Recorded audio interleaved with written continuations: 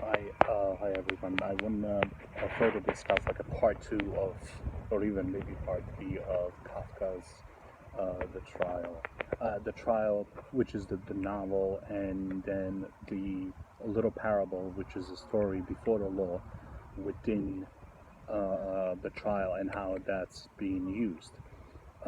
Just one thing to say is that Kafka, who is growing up in this in Europe 1930s, which is very anti-Jewish, and he's a Jewish man, and he's also had some very disturbing past.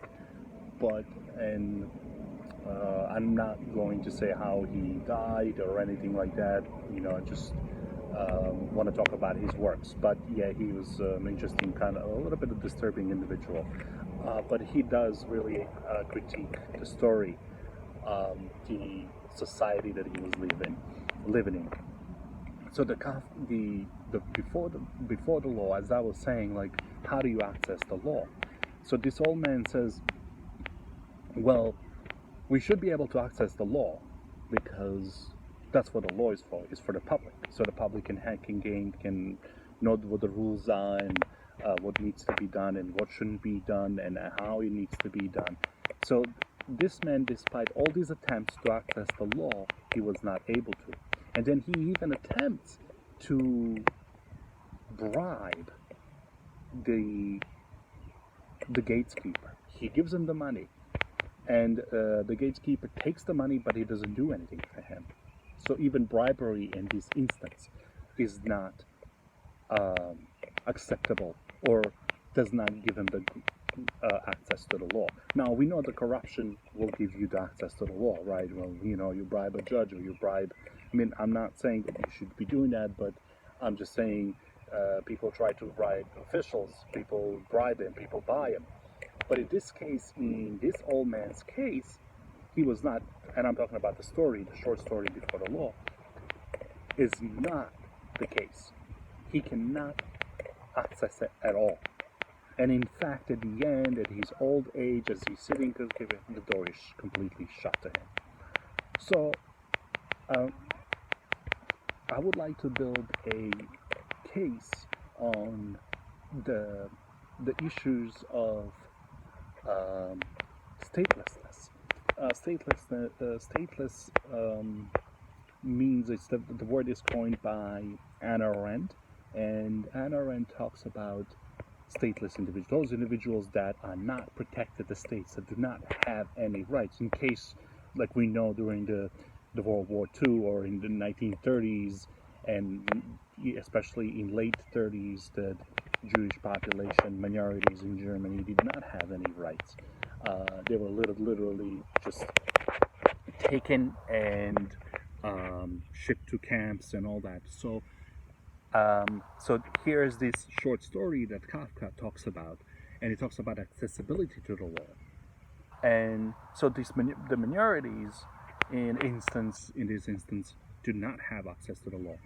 And the issue with that is that people that look different or appear different or have a different religious belief and all that seem to fall a victim of the system.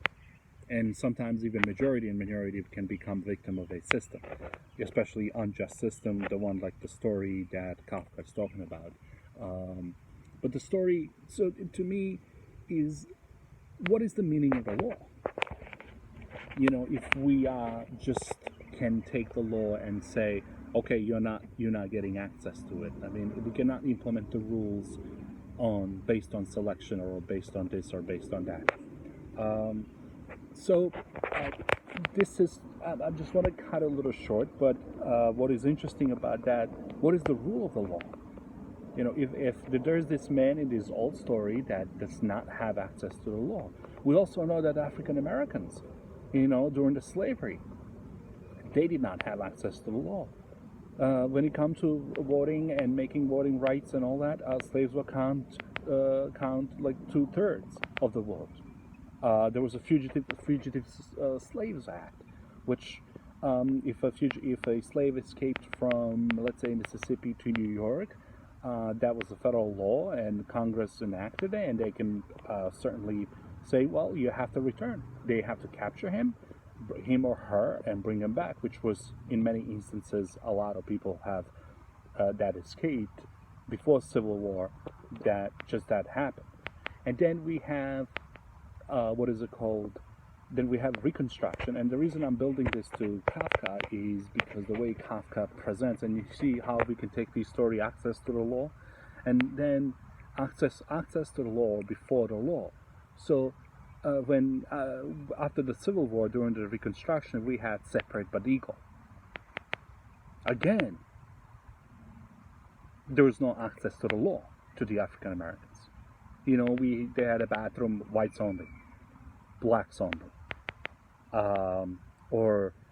and so the issue here is that you have order that comes within the law, and when people take that order in a different way or completely left, then we can say, well, it's not about the law, it's about the order. And whoever happens to be the majority controls what's going to happen to minority.